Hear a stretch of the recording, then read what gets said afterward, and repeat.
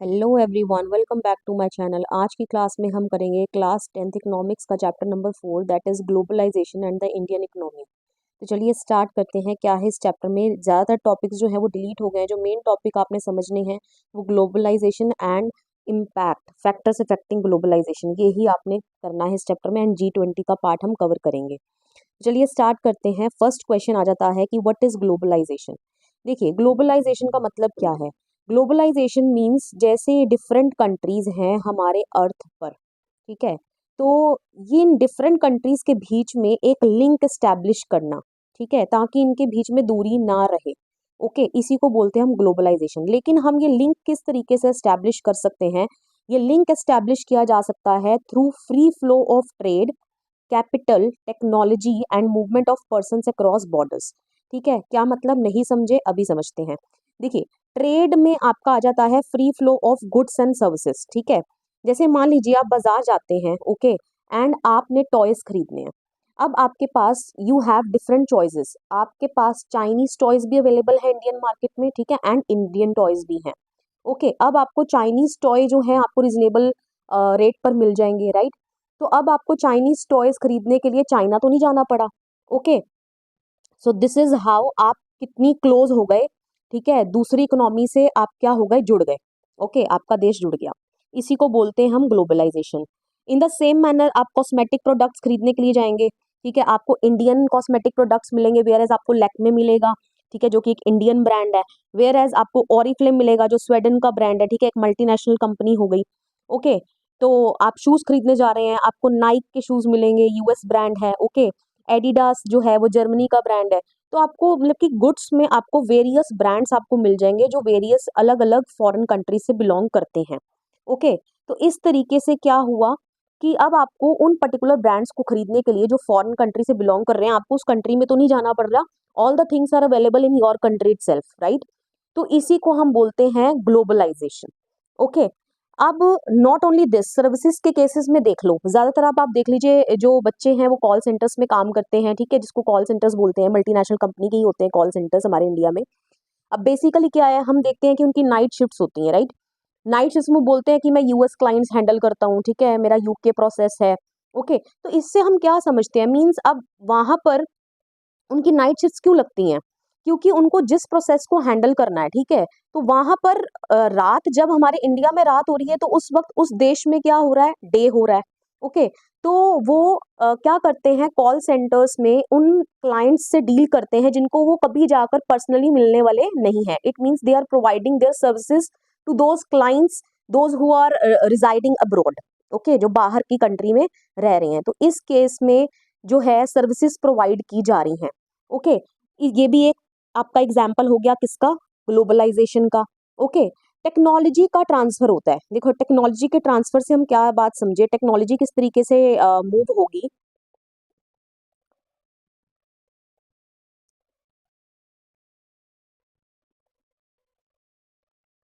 देखिए, टेक्नोलॉजी किस तरीके से मूव होगी। Companies like Apple, Samsung develop new features for their smartphones, ठीक है, जैसे एप्पल हो गया, सैमसंग हो गया, ये न्यू फीचर्स डेवलप करते हैं अपने स्मार्टफोन्स में, ठीक है। एंड देन जो अदर दूसरी कंपनीज हैं वो उन फीचर्स को अडॉप्ट कर लेती हैं, ठीक है, उन टेक्नोलॉजीज को अडॉप्ट करती हैं, ठीक है, उनके खुद के डिवाइसेस में। तो इस तरीके से टेक्नोलॉजी का भी क्या होता है, ट्रांसफर होता है। Okay, and movement of persons तो होता ही है क्रॉस बॉर्डर्स, ठीक है, कोई बार पढ़ने के लिए जाता है, कोई बार नौकरी पाने के लिए जाता है, ठीक है। तो all these are examples of globalisation. Okay, ये सब किसका एग्जांपल है, ग्लोबलाइजेशन का है। अगर थोड़ा और सेंस में एग्जांपल मैं आपको दूं, तो आप अपने घर पर बैठे कोई भी जो लाइव टेलीकास्ट दूसरी कंट्रीज में हो रहे हैं प्रोग्राम, आप उनको देख लेते हैं, ठीक है, ये भी क्या है, ग्लोबलाइजेशन है। आपको मान लो थाई फूड खाने का दिल कर रहा है, अब आपको थाई फूड खाने के लिए थाईलैंड जाने की तो जरूरत नहीं है।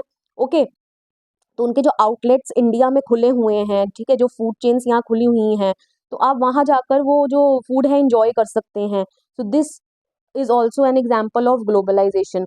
ओके, अब बाहर जो लोग रह रहे हैं, अगर उनको इंडियन फूड खाना है तो वो इंडियन फूड खाने के लिए इंडिया तो आएंगे नहीं, ठीक है, तो उनकी कंट्री में भी इंडियन आउटलेट्स होंगे, ठीक है। तो ये क्या हो गया, आपका कल्चरल ग्लोबलाइजेशन हो गया, ठीक है, आप उनके कल्चर को इंजॉय कर पा रहे हो। Okay, without going to their country. Okay, तो all these are examples of globalisation. I hope so आपको ग्लोबलाइजेशन समझ आ गया है। आपको पेपर में क्वेश्चन आ जाएगा तो आपने ये तो लिखना ही लिखना है, it is the process of rapid integration. ठीक है, आप इंटीग्रेट कर रहे हो, इंटीग्रेट मतलब इंटरकनेक्शन, आप एक कनेक्शन बिल्ड कर रहे हो बिटवीन कंट्रीज।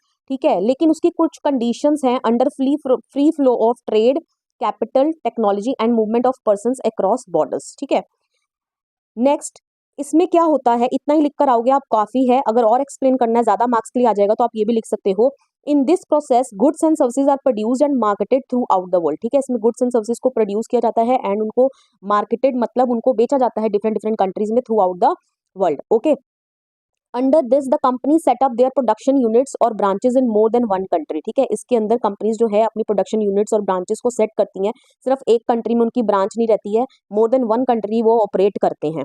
ओके, अब इससे होगा क्या, increase in foreign trade, foreign trade बढ़ेगा। ठीक है, ट्रेड मतलब यही गुड्स का आदान प्रदान। ओके, तो आपकी कंट्री में बाहर के प्रोडक्ट्स जो हैं वो ज्यादा आएंगे। ठीक है, फॉरेन ट्रेड क्या होगा, बढ़ेगा। Flow of capital from one country to another. ठीक है, कैपिटल का भी फ्लो होगा, क्योंकि जब बाहर की जो एमएनसीज हैं आपकी कंट्री में आकर एस्टैब्लिश होना चाहेंगी, अपने यूनिट्स खोलना चाहेंगी, तो ऑब्वियसली फॉरेन इन्वेस्टमेंट होगा। ठीक है, तो कैपिटल का मूवमेंट तो होगा ही होगा। Okay, import and export of techniques of production. ठीक है, इम्पोर्ट मतलब कि हमें कहीं किसी की टेक्नोलॉजी पसंद आई, ठीक है, तो हम उस टेक्नोलॉजी को इम्पोर्ट कर लेते हैं। अदरवाइज अगर हमारे यहाँ की टेक्नोलॉजी है, ठीक है, तो वो वहाँ बाहर एक्सपोर्ट की जाएगी। ठीक है, तो ये भी रहेगा। Migration of people from one country to another. ठीक है, तो all these are included in globalisation. Okay, अब ग्लोबलाइजेशन को एक्सिलरेट करता है एमएनसीज। ठीक है, एमएनसीज का एक मेजर रोल है इन ग्लोबलाइजेशन, जो ग्लोबलाइजेशन को मतलब कि कहीं हद तक बढ़ावा देती हैं। ठीक है, तो पहले समझ लेते हैं कि एमएनसीज क्या होती हैं। देखिए, एमएनसीज क्या है, MNC is a company that owns और controls production in more than one nation. ठीक है, अभी मैंने आपको बहुत सारे एग्जांपल्स दिए ही हैं, जैसे मैकडी हो गया। ठीक है, बाहर की कंट्रीज जैसे नाइक हो गया, एडिडास हो गया। ओके, आपका ओरिफ्लेम हो गया, कॉस्मेटिक प्रोडक्ट्स देख लो। ओके, तो all these are MNCs. Okay, जो आपकी कंट्री में क्या कर रही हैं, ऑपरेट कर रही हैं। Not only in your country, ये हमारी कंट्री के अलावा भी बहुत सारे अलग नेशंस में क्या कर रही हैं, ऑपरेट कर रही हैं। MNC set up offices and factories for production in regions where they can get cheap labor and other resources। ठीक है, तो ये कहाँ पर करती हैं अपने ऑफिस को सेटअप, जहां पर इनको चीप लेबर मिलती है या अदर रिसोर्सेज इनको सस्ते मिलते हैं।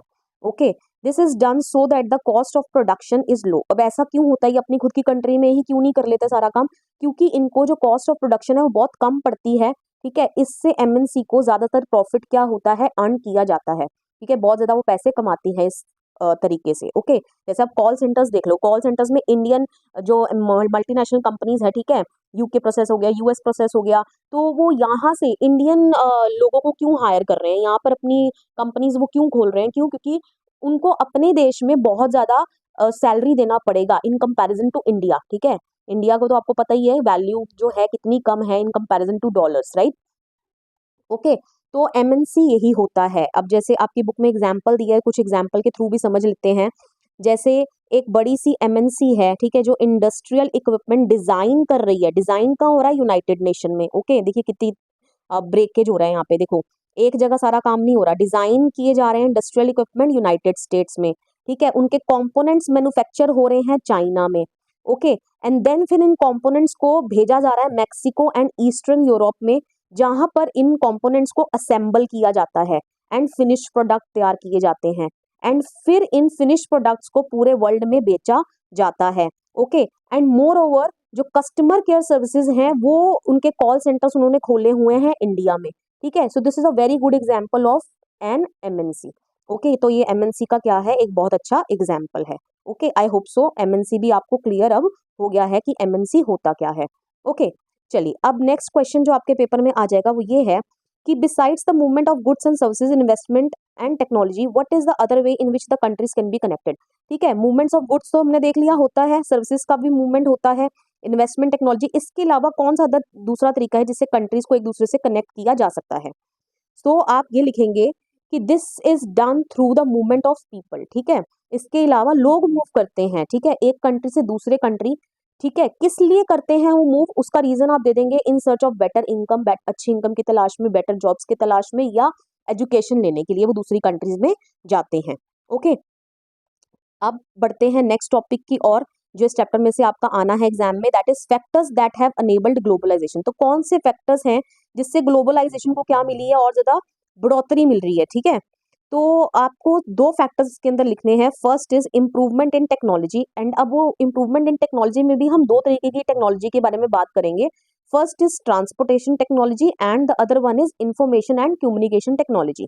ओके, तो टेक्नोलॉजी में सबसे पहले हम ट्रांसपोर्टेशन टेक्नोलॉजी को कवर करते हैं कि transport technology is a major factor that has stimulated globalisation process, ठीक है। टेक्नोलॉजी की मदद से ग्लोबलाइजेशन कहीं हद तक बहुत ज्यादा क्या हो गया है, बढ़ गया है, ठीक है, कई गुना तेज रफ्तार से बढ़ा है। Okay, this has made much faster delivery of goods, क्योंकि इसके ट्रांसपोर्टेशन टेक्नोलॉजी के चलते क्या हुआ है, अब जो गुड्स की डिलीवरी है वो बहुत जल्दी की जा सकती है अक्रॉस लॉन्ग डिस्टेंसेस, ठीक है, एंड बड़े कम ही कॉस्ट में, ठीक है, बहुत कम पैसों में आप लंबे लंबे दूर दराज एरिया तक अपने गुड्स को डिलीवर कर सकते हो और बहुत ही तेजी से।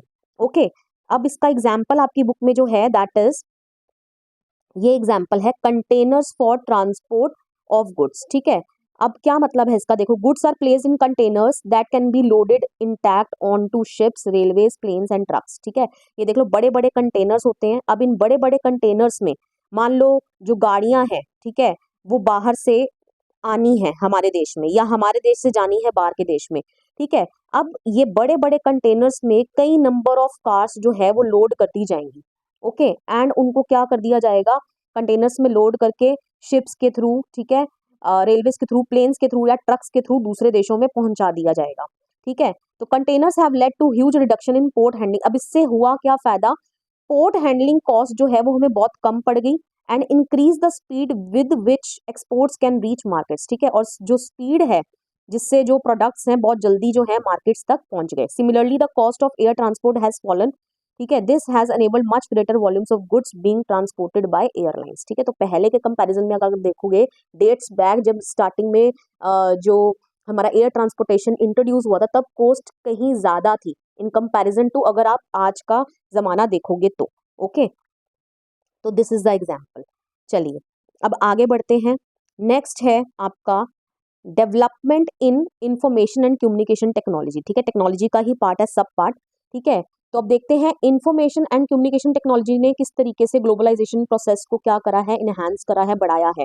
तो सबसे पहले देख लेते हैं हम टेली कम्युनिकेशन, ठीक है। टेली कम्युनिकेशन में क्या क्या आ जाता है, telegraph, telephone including mobile phones, fax are use to contact, ये किस लिए यूज किए जाते हैं, contact one another around the world, ठीक है। आपको पता है आप मोबाइल के जरिए, आज आप यहाँ बैठे हो, आपने अपने किसी रिश्तेदार बाहर जो रहता है, आपने बात करनी है, आप 2 सेकंड में फोन घुमाओगे, ठीक है, व्हाट्सअप कॉल करोगे, आप वीडियो भी देख लोगे एंड एज वेल एज बात भी कर लोगे। टू एक्सेस इन्फॉर्मेशन इंस्टेंटली, ठीक है, आप बहुत जल्दी किसी के बारे में भी इंफॉर्मेशन आपने जैसे फैक्स के थ्रू, ठीक है, डॉक्यूमेंट्स को सेंड किया जाता है, ठीक है, तो आपको बहुत जल्दी इन्फॉर्मेशन जो है मिल जाएगी। And to communicate from remote areas, ठीक है, रिमोट एरियाज मतलब ऐसे एरियाज जहाँ पर पहुंचना जो है बहुत ज़्यादा मुश्किल है, तो वहां से भी आप कम्युनिकेशन जो है एस्टैब्लिश कर सकते हो। ओके, अब ये हुआ किस वजह से, all these has been facilitated by satellite communication devices, ठीक है, सैटेलाइट कम्युनिकेशन डिवाइसेस की वजह से ही हो पाया। जो आप लाइव वगैरह देखते हो ना, जैसे क्रिकेट मैच बाहर के किसी देश में चल रहा है और आप यहाँ देख लेते हो उस लाइव प्रोग्राम को, ठीक है, तो ये सैटेलाइट कम्युनिकेशन के द्वारा ही सब चीज़ें पॉसिबल हो पाई हैं, ठीक है। तो इसकी ये एग्जाम्पल है आपका कम्युनिकेशन टेक्नोलॉजी का।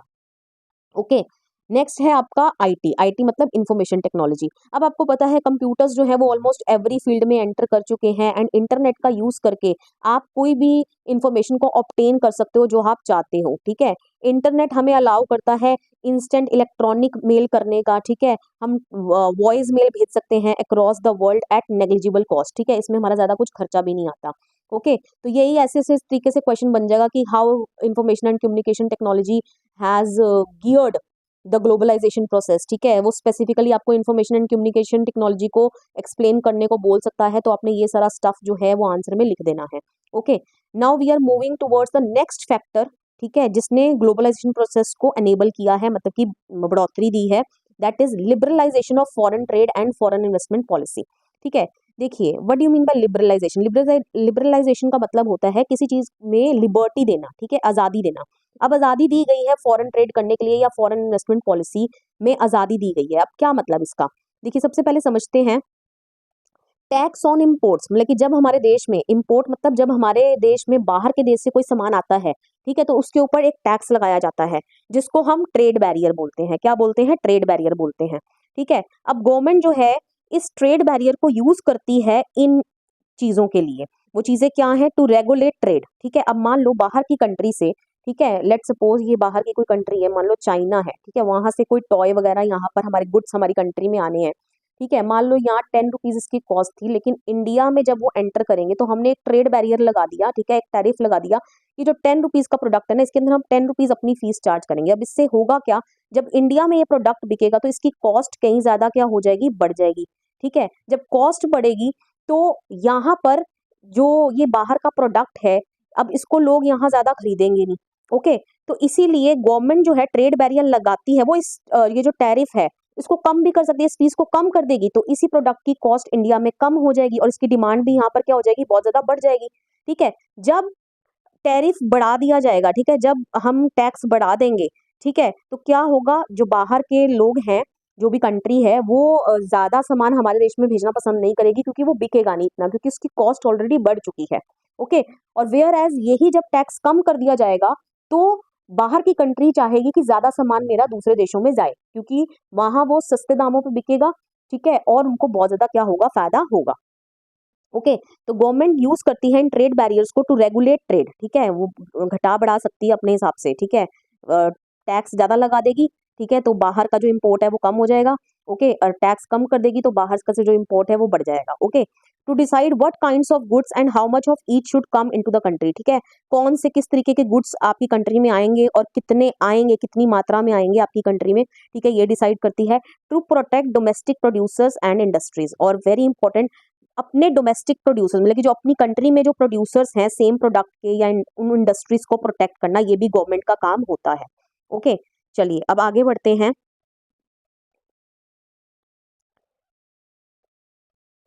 The Indian government after independence had put barriers to foreign trade and foreign investment. ठीक है, इंडियन गवर्नमेंट ने इंडिपेंडेंस के बाद बहुत सारे बैरियर्स लगा दिए फॉरेन ट्रेड पे और फॉरेन इन्वेस्टमेंट पे। वाई? ऐसा क्यों? ठीक है, तो ये रीजन आ जाएगा, कई बार ये क्वेश्चन आ जाएगा कि why Indian government has put so many barriers on foreign trade and foreign investment. Okay, तो आप ये रीजन लिखेंगे। Number 1, to protect the producers within the country from foreign competition, क्योंकि देखिए हाल फिलहाल में जब नई नई हमें आज़ादी मिली थी, तो आज़ादी के बाद हमारे यहाँ की जो इंडस्ट्रीज जो थी वो अभी नई नई स्थापित हो रही थी। ठीक है, तो अभी जब वो नई नई एस्टैब्लिश हो रही हैं तो वो बाहर के देशों से, जो कंट्रीज हैं जो ऑलरेडी इतने मजबूत हैं, ठीक है, तो उनसे compete करने में वो अभी इतने सक्षम नहीं थे। ठीक है, अभी इतने एबल नहीं थे, तो इसलिए हमारी सरकार ने क्या किया, उसके ऊपर क्या कर दिया, फॉरेन ट्रेड और फॉरेन इन्वेस्टमेंट के ऊपर एक बैरियर लगा दिया। Okay, clear? Industries were just coming up in 1950s and 1960s, and competition from imports at that stage would not have allowed these industries to develop and grow. तो यही लिखा है कि स्टार्टिंग में जैसे नया नया बच्चा होता है, साइकिल चलाने सीखता है, ठीक है, तो पहले पेरेंट्स क्या करते हैं, उसको साइकिल कौन सी ला कर देते हैं? जिसके आसपास साइड में क्या लगे होते हैं? सपोर्टर्स लगे होते हैं, राइट? एंड जब क्या उसको स्टार्टिंग में ही बड़ी सी साइकिल लाकर दे देते हैं जो बड़े चलाते हैं? नहीं चला देते हैं। क्यों? क्योंकि वो उस साइकिल को ही देख के डर जाएगा, ठीक है, और वो कभी मुड़ के साइकिल नहीं चला पाएगा। तो यही सेम हुआ हमारी इंडस्ट्रीज के साथ।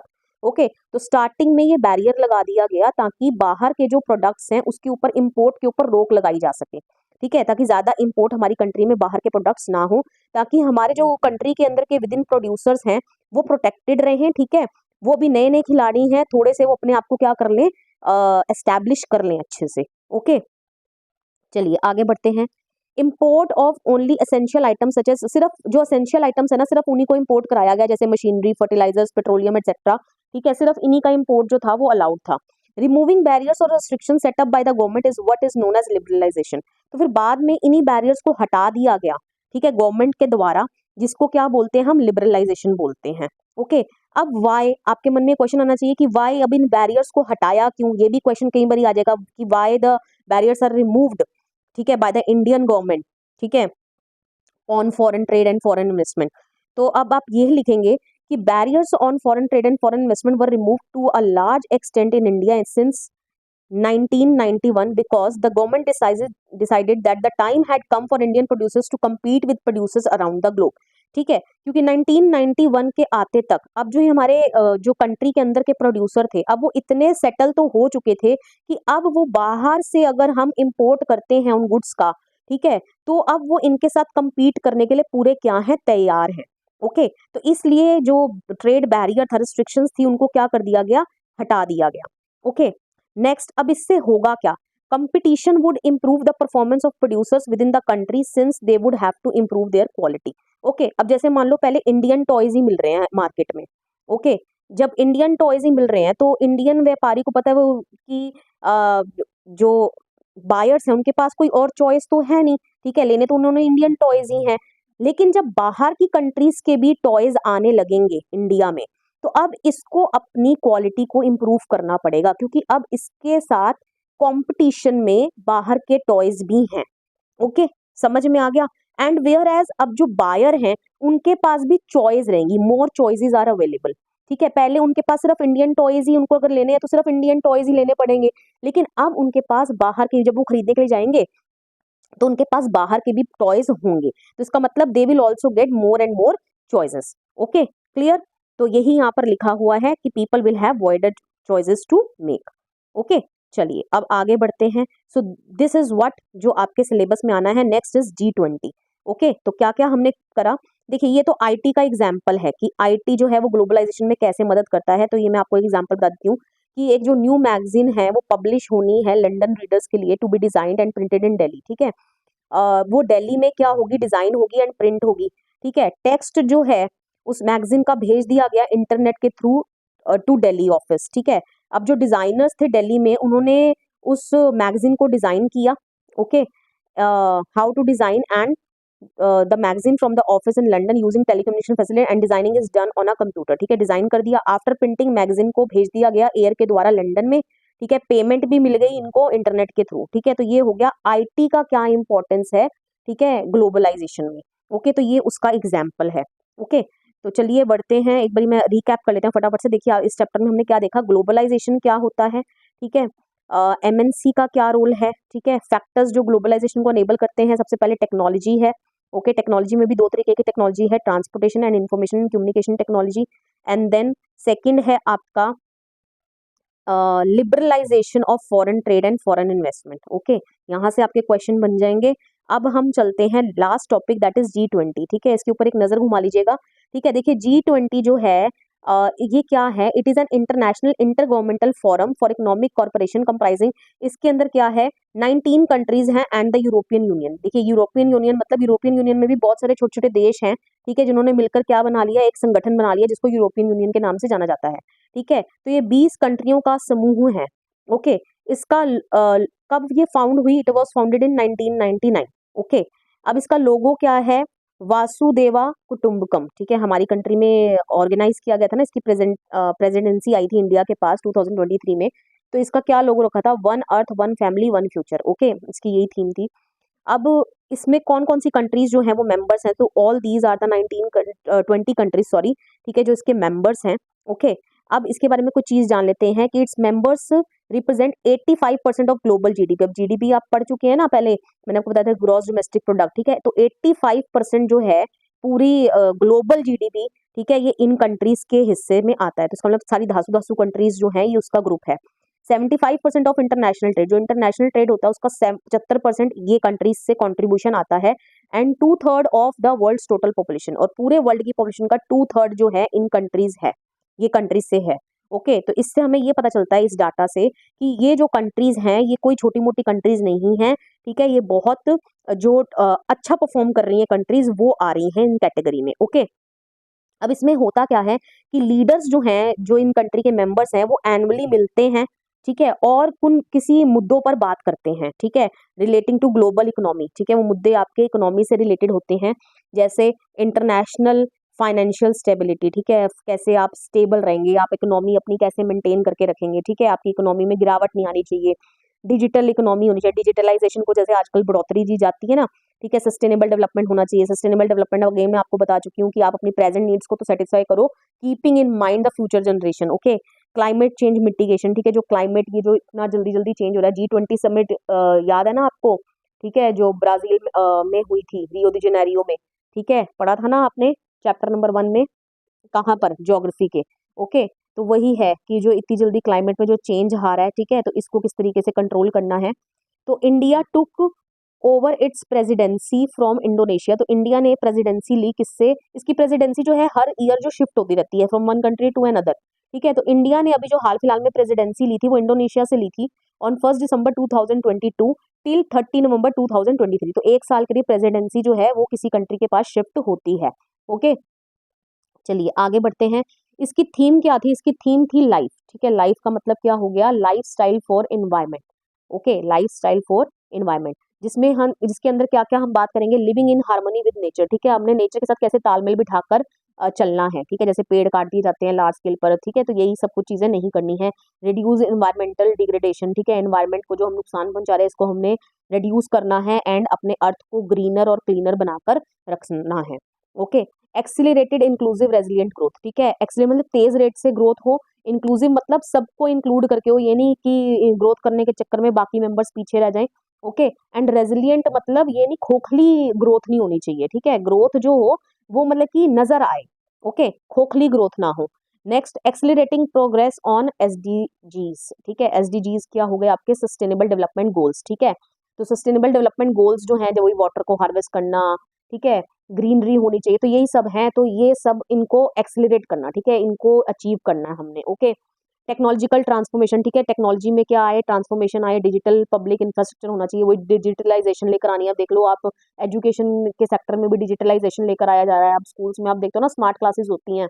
ओके, तो multilateral institutions for 21st century. Multilateral मतलब यही जो एमएनसीज एस्टैब्लिश हो रही है ना, ठीक है, इसी को बोला गया है। एंड वुमेन लेड डेवलपमेंट, तो औरतों को हम कैसे पीछे छोड़ सकते हैं, अगर हमने अपनी कंट्री को आगे बढ़ाना है तो औरतों का तो योगदान रहना ही चाहिए। ठीक है, औरतों के लिए तो हमें बात करनी पड़ेगी। ओके, तो अब लास्ट टॉपिक जो है एडवांटेजेस ऑफ ग्लोबलाइजेशन देख लेते हैं फटाफट से, अगर ये क्वेश्चन आ जाए तो आपने क्या क्या लिखना है। People have wider choices to make. ठीक है, वही लोगों के पास ज्यादा चॉइसेस होंगी। अब पॉवर्टी कम होगी, क्योंकि जब बाहर की कंट्रीज आकर आपकी कंट्री में, ठीक है, इन्वेस्ट करेंगी, ठीक है, और अपनी जो आउटलेट्स हैं वो खोलेंगी, तो आपके लोगों को वहाँ कामकाज मिलेगा। ठीक है, तो उससे गरीबी घटेगी और एम्प्लॉयमेंट जनरेशन होगा। ओके, लोगों का स्टैंडर्ड ऑफ लिविंग जो है वो इंक्रीज होगा। Improved productive efficiency and healthy competition. ठीक है, कंपटीशन भी रहेगा। ठीक है, जिसके कारण आप क्या करोगे, इम्प्रूव करोगे। ओके, जैसे अभी हमने देखा ना टॉयज के केसेस में, पहले इंडियन टॉयज ही थे, फिर जब चाइनीज टॉयज आए तो इंडियन जो प्रोड्यूसर है उसको अब उसके साथ कंपटीशन करना है, तो वो भी कहीं ना कहीं अपनी क्वालिटी को इम्प्रूव करने के लिए सोचेगा। Okay, fosters economic growth for all the countries. ठीक है, इससे इकोनॉमिक ग्रोथ क्या होगी, बढ़ेगी as it increases access to labour, क्योंकि सभी कंट्रीज को लेबर रिसोर्सेज मार्केट्स, ठीक है, ये सब चीजों से के प्रति एक्सेस मिलेगा। ठीक है, नेक्स्ट, लोअर प्राइजेस, ठीक है, for goods and services at it increases competition and trade agreements. ठीक है, जो गुड्स एंड सर्विसेज का, क्योंकि अब पहले इंडियन, देखिए एग्जांपल समझ लीजिए, पहले इंडियन टॉयज ही बेच रहा था। ठीक है, और कोई कंपटीशन में साथ में था नहीं, तो वो जितना मर्जी प्राइस जो है वो तय कर ले, उसको कोई डर नहीं है। ठीक है, उसको पता है कि बायर्स के पास कोई चॉइस तो है नहीं, जितना मैं प्राइस बोलूंगा उतना बायर को देना पड़ेगा। ठीक है, लेकिन जब ग्लोबलाइजेशन दूसरी चीजें कंपनीज भी एंटर कर जाएंगी, तो कहीं ना कहीं चीजों के दाम जो थे हैं वो घटेंगे। ठीक है, कंपटीशन के चलते। ओके, शेयरिंग ऑफ नॉलेज तो होगी होगी, कैसे, क्योंकि आपको नए नॉलेज मिलेगी, इनोवेशन आइडियाज मिलेंगे, जैसे टेक्नोलॉजी, जैसे मेडिकल सर्विसेज में, ठीक है, एजुकेशनल मटेरियल में। ठीक है, तो कहीं ना कहीं टेक्नोलॉजी जो है आप दूसरी कंट्री से क्या करोगे, जैसे मोबाइल्स का एग्जांपल दिया था ना, जो ये बड़ी बड़ी कंपनीज हैं, ठीक है, एप्पल वगैरह, ये जो है अपने नए नए सॉफ्टवेयर जो है वो उनका इनोवेशन करते हैं, एंड जो बाकी ब्रांड्स हैं वो उनको कॉपी करके अपनी डिवाइसेस में डालते हैं। ठीक है, तो यही है, कल्चरल एक्सचेंज तो पॉसिबल हो ही पाएगा। ठीक है, जैसे अब आप देख लो, अब हम ये जो हम जीन्स टॉप डालते हैं, कोई हमारे कल्चर, हम इंडियन कल्चर थोड़ा ना है, ये हम वेस्टर्न कंट्रीज से क्या है, इन्फ्लुएंस्ड हैं। ठीक है, तो ये हमने वहां से, जो कल्चर तो है ऑलवेज जो है वो ट्रेवल करता ही करता है। Okay, so with this I come to end of this video. ठीक है, यहाँ पर आपका ये चैप्टर खत्म होता है। वीडियो पसंद आया हो, वीडियो को लाइक कर दीजिएगा, शेयर करिएगा, कमेंट करके बताइएगा वीडियो आपको कैसा लगा, and don't forget to subscribe my channel. मिलेंगे नेक्स्ट वीडियो में, टिल देन बाय बाय।